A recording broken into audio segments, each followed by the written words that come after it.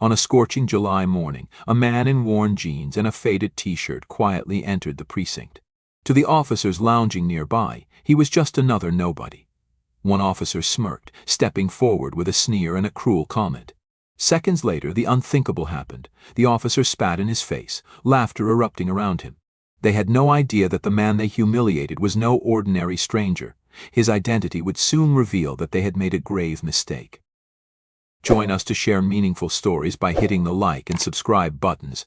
Don't forget to turn on the notification bell to start your day with profound lessons and heartfelt empathy. It was early morning when Michael Carter, a man in his late 40s with a calm, unassuming demeanor, walked through the bustling streets of Brookstone, Illinois. He kept his head low, blending into the steady flow of pedestrians. His scuffed sneakers, faded jeans, and plain gray t-shirt gave no hint of the authority he carried. In fact, that was the point. Michael had spent nearly 25 years climbing the ranks in law enforcement, battling corruption, and fostering change wherever he served. Now, as the newly appointed chief of police for Brookstone's troubled precinct, he knew his first challenge was understanding the culture he was stepping into. Not through files or reports, but by seeing it, raw and unfiltered. The precinct he was now tasked to lead had a history marred by complaints of misconduct and a lack of accountability. Michael had read the files, the incident reports, and the community letters begging for change. But nothing could compare to experiencing it firsthand. As he approached the precinct's entrance, he noticed a group of officers gathered near the patrol cars, their chatter punctuated by bursts of laughter. They didn't give him a second glance as he passed, a reality that stung but also worked to his advantage. He took a deep breath and stepped inside, the hum of ringing phones and faint murmurs greeting him. The building's interior was just as he expected, clean, professional, but with an air of complacency. Officers moved between desks with coffee cups in hand, chatting about sports and weekend plans. It was business as usual, with no sense of urgency or awareness of their new leader's arrival. Michael paused near a bulletin board covered with outdated notices and missing person flyers. His sharp eyes took in every detail, the dismissive expressions, the hierarchy of respect that seemed reserved for a select few, and the casual arrogance in the air. He had seen it before, in precincts where complacency had replaced purpose and ego had overtaken integrity. As he moved toward the main hallway, a voice cut through the air, sharp and mocking. "Hey, you! What are you doing here?" Michael turned to see a tall, broad-shouldered officer with a badge reading Danvers.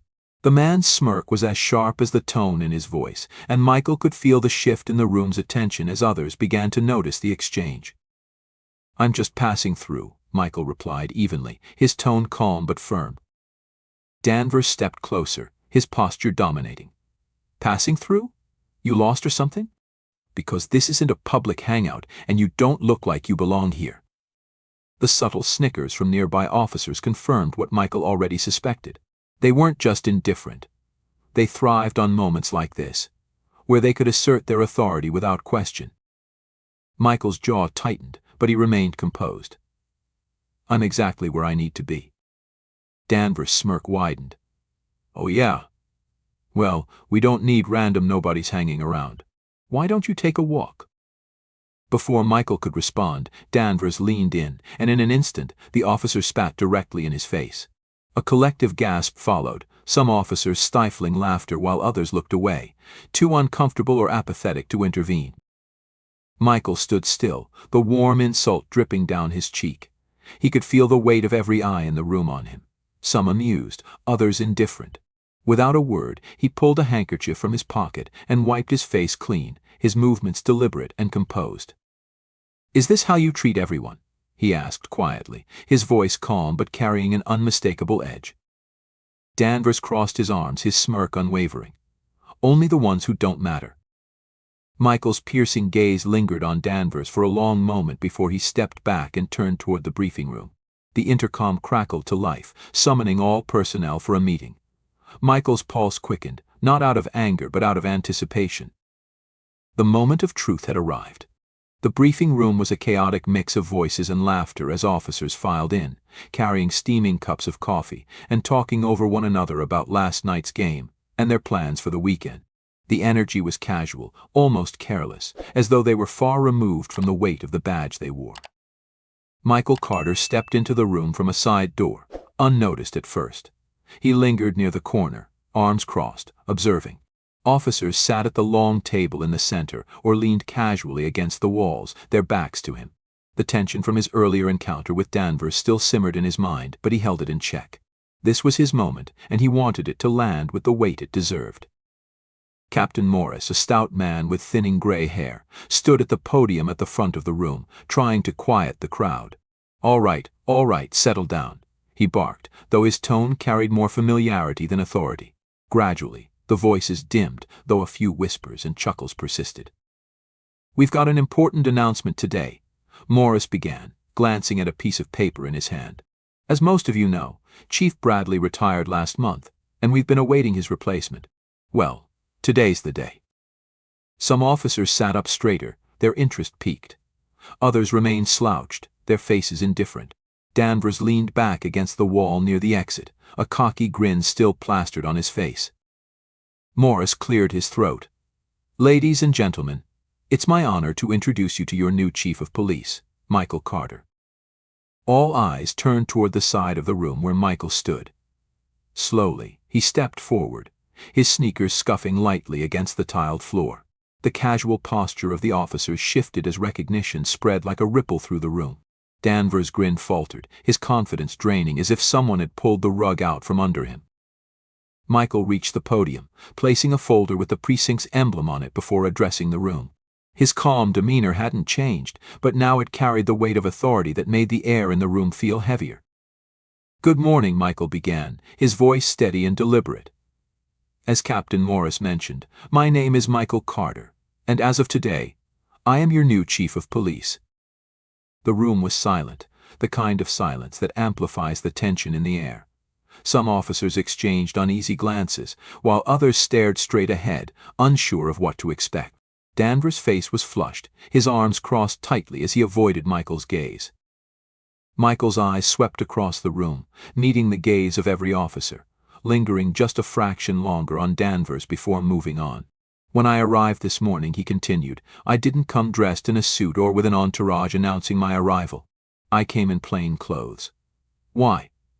Because I wanted to see this department for what it really is, not the polished version you might show me later." His words hung in the air, the weight of them sinking into the officers' minds. "What I witnessed was illuminating," Michael said, pausing for emphasis. His calm tone carried an edge that made it clear he was building to something. "And I want to be perfectly clear. The behavior I observed today does not represent the kind of department I intend to lead." A few officers shifted uncomfortably in their seats, their eyes darting toward Danvers, who now stood frozen, his bravado crumbling under the spotlight. Michael turned directly toward him. "Officer Danvers," he said, his voice cutting through the room like a blade. Danvers flinched but said nothing, his eyes locked on the floor. "Would you like to share with the room how you greeted me this morning?" Michael asked, his tone firm but controlled. The question wasn't an invitation, it was a challenge. Danvers stammered, his voice barely audible. I didn't realize that I was the new chief," Michael interrupted, his voice sharp. "You didn't care to ask. You didn't take a moment to consider who I might be, or why I was here. Instead, you decided that I didn't belong. And worse, you thought it was acceptable to demean me in front of your peers." The room was suffocatingly silent now. Some officers stared at Danvers with wide eyes, while others avoided looking at anyone at all. Michael's gaze swept the room again. "This morning wasn't just about one officer's actions," he continued. "It was about a culture where disrespect and prejudice go unchecked. A culture where some officers feel emboldened to treat others, whether they're civilians or colleagues, with contempt." He stepped back from the podium, his voice rising slightly. "That ends today. As of now, this department will operate with respect, accountability, and integrity. If you cannot meet that standard, this is not the place for you." Michael let the silence linger for a moment before turning back to Captain Morris. "Effective immediately, Officer Danvers is suspended pending an internal investigation. His actions this morning is unacceptable, and there will be consequences." Gasps rippled through the room, and Danvers' face turned beet red. He opened his mouth as if to argue but quickly closed it, realizing there was nothing he could say to justify himself. Michael turned back to the rest of the room, his tone softening but remaining firm. I know change isn't easy. And I know trust is earned, not given. But I didn't take this job to maintain the status quo. I took it to make a difference. And I hope you'll join me in that effort. With that, he stepped away from the podium, leaving the room in stunned silence. The officers began to file out slowly, their expressions ranging from shock to quiet contemplation. Danvers remained rooted to his spot, his confidence shattered. Michael watched them go, his calm exterior masking the whirlwind of emotions within. He knew this was just the beginning, but he was ready for the challenge. The culture of the precinct had taken years to fester, but he was determined to root it out, one step at a time. The precinct was a different place in the hours following Michael Carter's explosive introduction. Conversations were hushed, tension hung in the air, and officers avoided eye contact as they passed one another. The weight of what had transpired in the briefing room lingered heavily, especially over Officer Danvers, who remained seated at his desk, his face pale and expression unreadable. Michael, now in his office, leaned back in his chair, his hands clasped behind his head. Through the blinds, he could see the officers going about their routines. There was a noticeable shift in their demeanor, more focused, less casual. It was a start, but Michael knew better than to mistake fear for respect or silence for progress. A knock at the door pulled him from his thoughts. "Come in," he said, his tone even. The door opened, and Captain Morris stepped in, closing it quietly behind him. His expression was a mix of admiration and caution. "Chief," he began, settling into the chair opposite Michael's desk. "That was something back there." Michael nodded, his face unreadable. It needed to be said. "This department's reputation is on thin ice, Captain. My job is to rebuild it, and that starts with accountability." Morris rubbed the back of his neck, nodding slowly. "I can't say I disagree, but you've ruffled some feathers. Danvers especially. He's already talking about filing a grievance." Michael leaned forward, resting his forearms on the desk. "Let him," he said firmly. "If this department's culture has bred officers who think they can treat people like that, then grievances are the least of my concerns. I want a full report on Danvers. Complaints, disciplinary actions, everything. I also want to know who else has been fostering this kind of behavior." Morris hesitated, then gave a curt nod. "Understood." As Morris stood to leave, Michael added, "And Captain, this isn't just about Danvers. It's about setting a standard. I need you on board with this, fully." Morris paused, his hand on the door handle. "I'm with you, Chief. Just be prepared for some resistance. Change doesn't come easy around here." Michael gave him a small, wry smile. "I wouldn't be here if it did." The first sign of resistance came sooner than Michael expected. As he made his way through the precinct later that afternoon, the atmosphere was thick with tension. Officers whispered in clusters, their conversations halting as he approached. Michael ignored the stares and murmurs, his expression calm but his presence deliberate. He paused by the break room, where a group of younger officers sat around a table. One of them, Officer Reyes, glanced up nervously and quickly looked away. Michael noticed her discomfort but chose not to address it directly for now. Instead, he stepped into the room and poured himself a cup of coffee. The silence was deafening. "Relax," Michael said, turning to face them with a small smile. "I'm not here to bite your heads off." Reyes chuckled nervously, the tension easing slightly.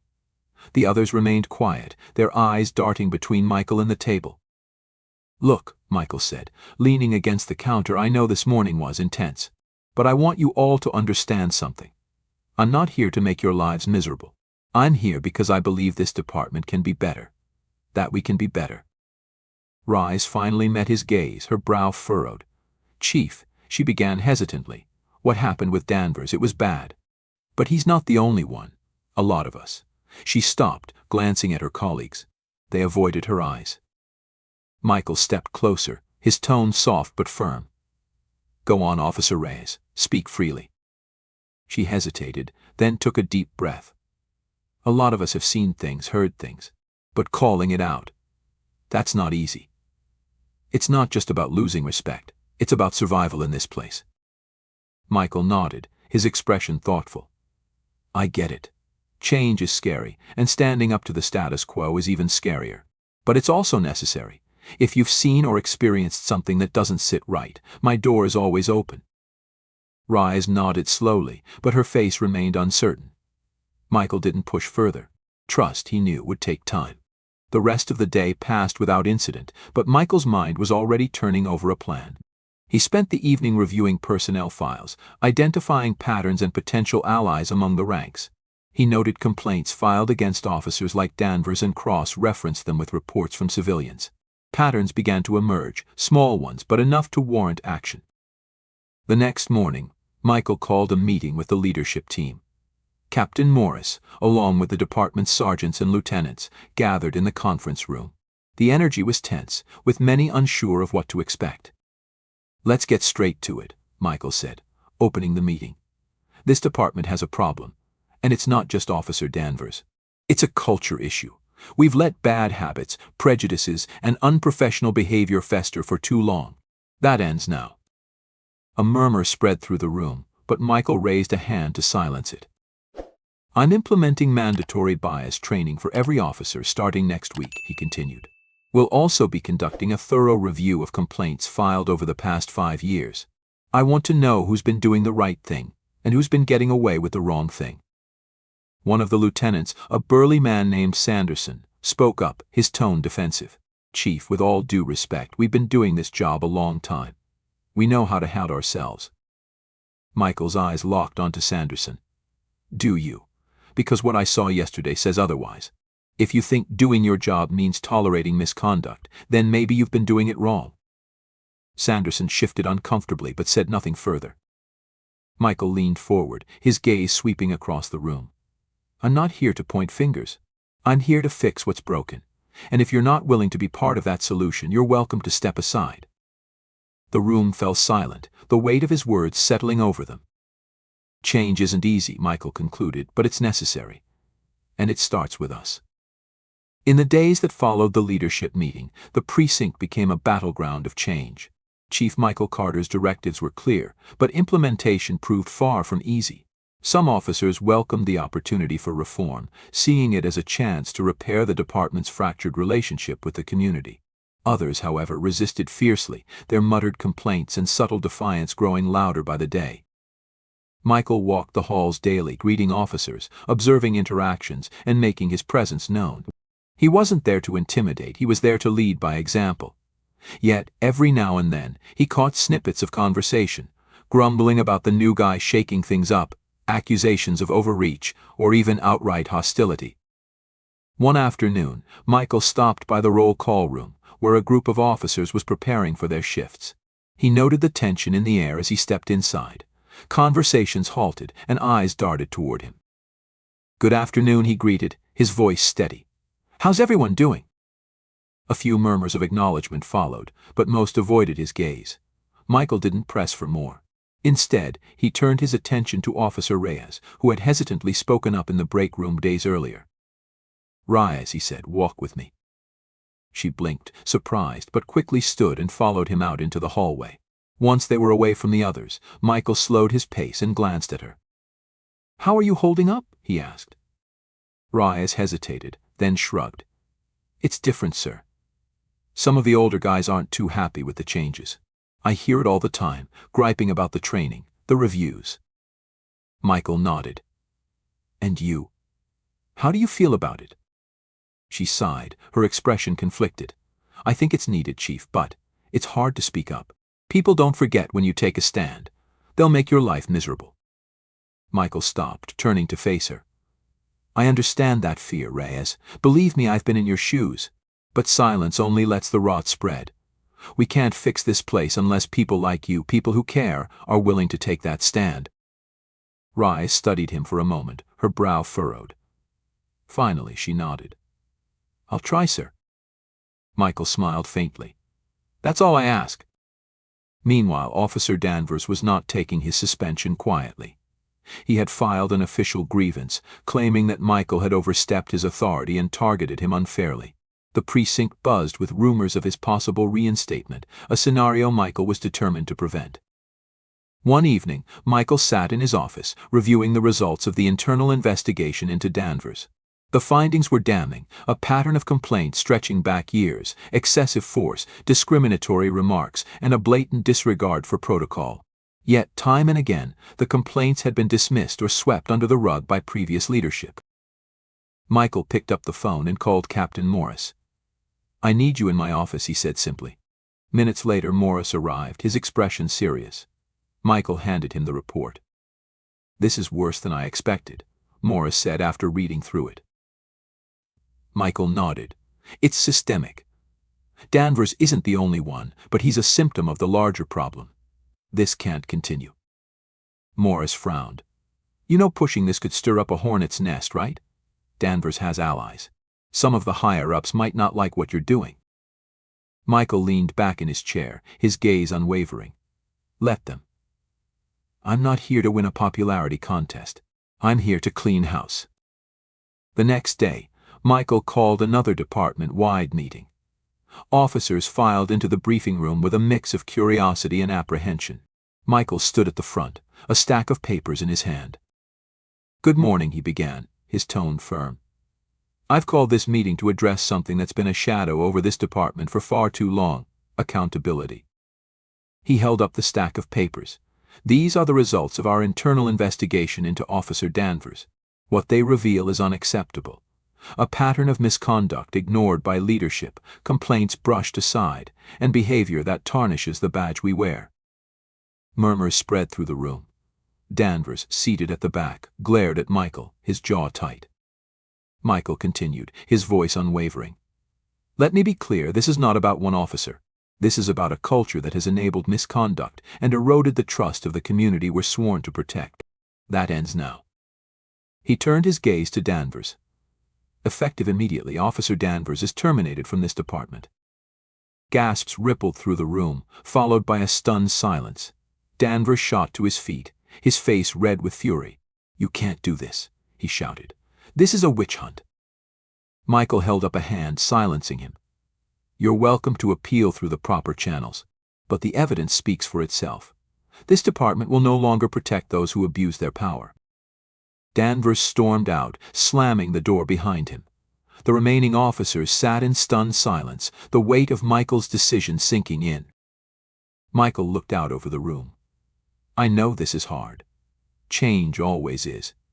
But if we're going to rebuild this department, we need to hold ourselves to the highest standard. This isn't about punishment, it's about justice, for the community, for each other, and for the badge." As he stepped down from the podium, the room remained silent. But Michael saw something in their faces: respect. It was a small victory, but a victory nonetheless. The weeks following Danvers' termination were tense. The precinct buzzed with murmurs of uncertainty, speculation, and, for some, resentment. But amidst the tension, a shift began to take root. Michael Carter's decisive action sent a message that resonated far beyond the station walls. The days of complacency and misconduct were over. Michael knew the work was far from finished. Change, he reminded himself, wasn't an event, it was a process. He threw himself into the effort, working late nights to implement reforms, revamp training programs, and open lines of communication between the department and the community. He made sure to listen as much as he led, hearing out the concerns of officers who struggled to adapt, as well as those eager to embrace the new culture. One morning, as Michael walked into the precinct, he noticed something different. Officers who once avoided eye contact now greeted him with nods of acknowledgement, and the chatter in the hallways felt lighter, more genuine. It wasn't perfect, pockets of resistance still lingered, but the cracks in the old culture were beginning to show. Officer Rise approached him near the coffee machine, her expression hesitant but hopeful. "Chief," she began, "I just wanted to say thank you. I know it hasn't been easy, but things feel different. Better." Michael smiled, his tone warm. "You're part of that change, Reyes. Don't forget that." She nodded, her confidence growing. "I won't, sir." The community, too, began to notice the difference. The once fractured relationship between the precinct and the people it served started to mend. Michael prioritized transparency, holding regular town halls where residents could voice their concerns and share their experiences. He encouraged officers to attend in plain clothes, urging them to see the community as partners rather than adversaries. One such town hall took place on a warm Friday evening. The local community center was packed, the air buzzing with a mix of curiosity and cautious optimism. Michael stood at the front, his presence commanding yet approachable. "I know this department has made mistakes," he said, addressing the crowd, "and I know rebuilding trust takes time, but I want you to know that we're committed to doing better, to being better." A young woman in the audience stood, her voice trembling but resolute. "My brother was mistreated by an officer here last year. He still doesn't trust the police. What are you doing to make sure that doesn't happen to someone else?" Michael met her gaze, his expression earnest. "I'm sorry for what happened to your brother. It's not enough, but I hope our actions moving forward will show him, and you, that we're serious about change. We're revising our policies, holding officers accountable, and ensuring proper training. But we can't do it alone. Your voice matters. Keep holding us accountable." The room was quiet for a moment before applause broke out. It wasn't unanimous, but it was a start. Back at the precinct, Michael made time to mentor younger officers. He saw potential in recruits like Officer Lopez, a fresh graduate with a strong sense of justice but a tendency to second-guess herself. "Lopez," he said one afternoon during a ride along, "you've got the instincts. Trust them, but always balance them with respect and empathy. Policing isn't just about enforcing the law, it's about serving people." Lopez nodded, her resolve strengthening. "Thanks, Chief. I won't let you down." Months turned into a year. The precinct underwent a transformation, not just in policy but in spirit. Officers who resisted change were replaced, while those who stayed grew into their roles as public servants rather than enforcers. Community events, once sparsely attended, now thrived, with officers and residents working together to improve the neighborhood. On the anniversary of his appointment, Michael stood in the precinct's main hallway, reflecting on the journey. Captain Morris approached him, a rare smile on his face. "You've done good here, Chief," Morris said. "The precinct's not perfect, but it's unrecognizable from where we started." Michael chuckled, a hint of weariness in his tone. "It's not just me, Captain. It's everyone who decided to step up, to believe in something better." At that moment, Officer Reyes walked by, sharing a laugh with Lopez. Across the room, a group of officers were discussing a recent community cleanup event, their camaraderie genuine. The precinct was no longer a place of division but of unity. Later that evening, Michael attended another community event. As he mingled with residents, a young boy approached him, the same boy who had once asked if he was really the chief. "Hey, Chief Carter," the boy said, a grin spreading across his face. "My dad says the police are different now. He says you're trying to make things better." Michael knelt to meet the boy's eye, his own smile soft. "We are. And we'll keep trying. You hold us to that, okay?" The boy nodded, his confidence growing. "I will." As the sun set over Blue Ridge, Michael stood amidst the crowd, a sense of fulfillment washing over him. He knew the road ahead would still have challenges, but for the first time he felt certain of one thing: they were on the right path. Change was never easy, but it was always worth it. And in the heart of Blue Ridge, a precinct once plagued by mistrust was now a symbol of resilience and hope, a testament to the power of leadership, accountability, and the unwavering belief that progress, however difficult, was always possible. And now, join the movement for justice. Subscribe, share your thoughts in the comments, and make these stories a part of your daily life. Together we can create change.